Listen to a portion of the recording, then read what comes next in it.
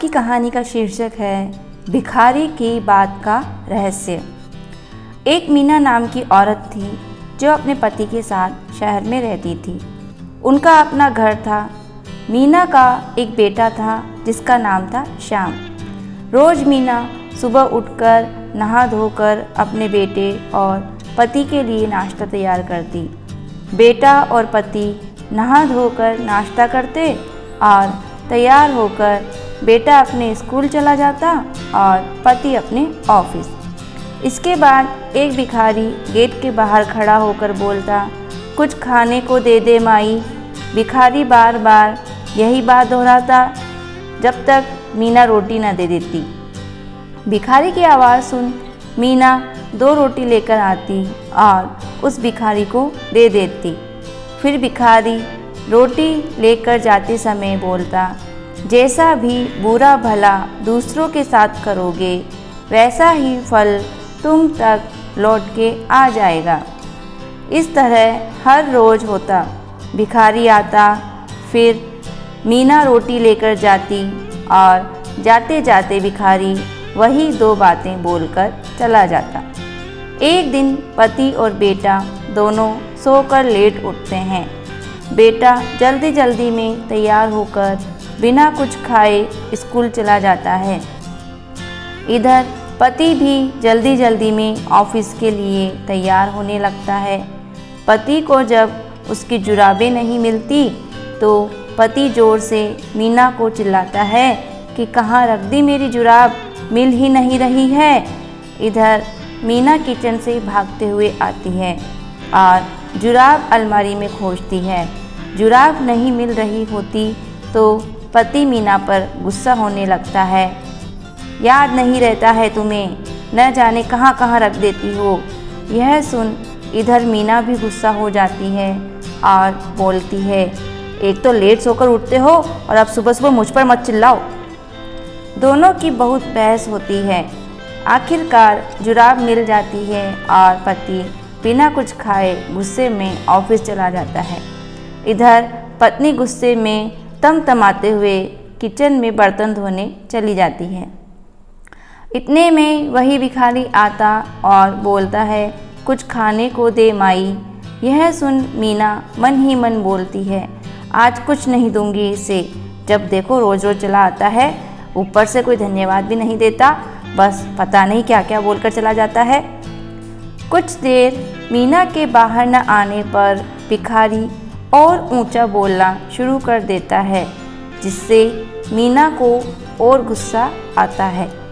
मीना के मन में आता है, क्यों न इसे जहर मिलाकर दे दूँ रोटी में, किस्सा ही ख़त्म रोज़ रोज़ का। मीना रोटी में जहर लगा देती है और जैसे ही भिखारी को देने जाती है वह रुक जाती है।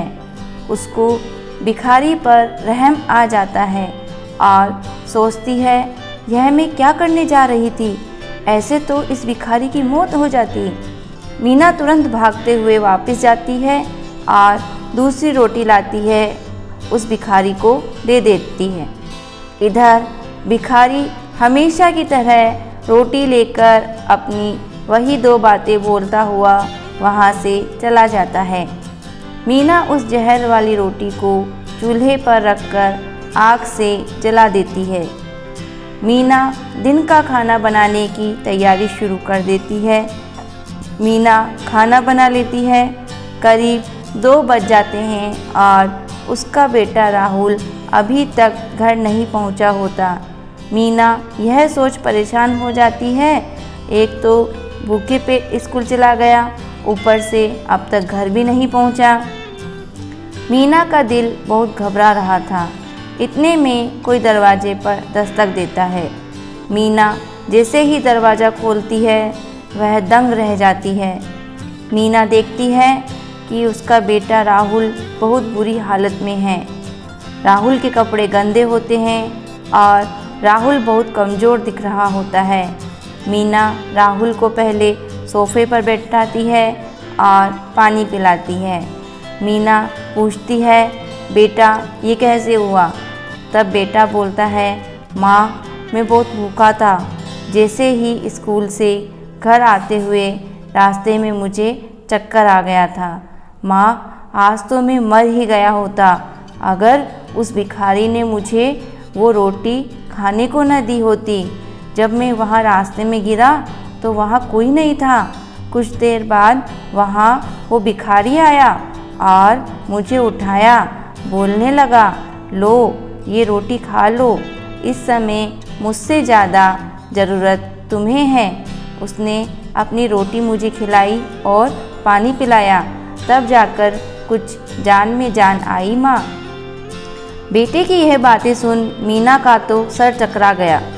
मीना खुद को किसी तरह संभालती हुई रोने लगी और बेटे को सीने से लगा लिए फिर मन ही मन सोचने लगी कि आज मेरा बेटा उसी भिखारी की वजह से ज़िंदा है जिसे मैं आज वो जहर वाली रोटी देने जा रही थी।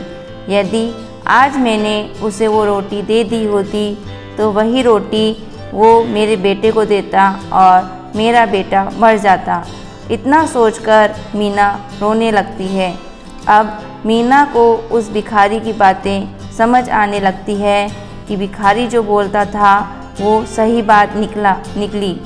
जैसा भी बुरा भला दूसरों के साथ करेंगे वैसा ही हम तक लौट के वापस भी आएगा। तो देखा दोस्तों, इंसान जो भी करता है, जैसा भी करता है, उसे एक न एक दिन उसका फल मिलता ही मिलता है। सोचो, अगर उसने आज भिखारी को वो जहर वाली रोटी दे दी होती तो आज उसका बेटा जिंदा न होता, या फिर अगर भिखारी खुद वो जहर वाली रोटी खा लेता तो न तो वो भिखारी बचता और न ही भूख से तड़प रहा उसका बेटा राहुल बचता। तो देखा, भगवान का न्याय जैसा करोगे वैसा भरोगे। धन्यवाद।